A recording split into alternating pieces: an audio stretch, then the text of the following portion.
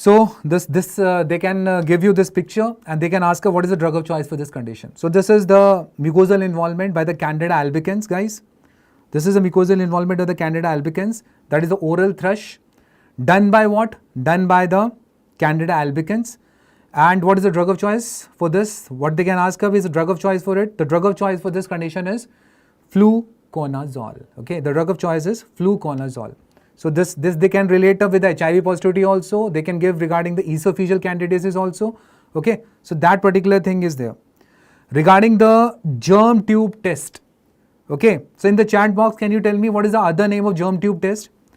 The other name of germ tube test is Reynolds-Broad phenomenon. Okay, Reynolds-Broad phenomenon. What we do in that, we put the culture colonies into the human plasma. And when we try to see that after half an hour under microscope, you could able to observe up the germ tubes. This is what is termed as germ tube test.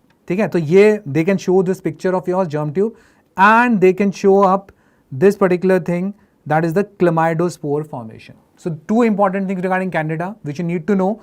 One is Reynolds-Broad phenomena, that is germ tube. Another one is chlamydospore formation on the corn meal agar. Okay. Or what else you need to know regarding Candida?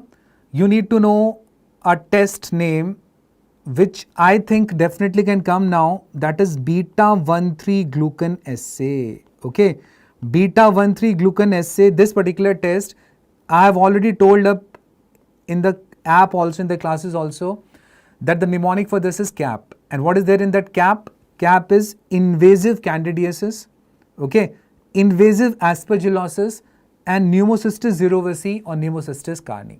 Okay, in these three infections, beta-1,3-glucan assay testing is done. So this C is not Cryptococcus, this is Candida, and in that also which one? That is this particular invasive candidiasis. This particular thing is positive for what? Invasive candidiasis.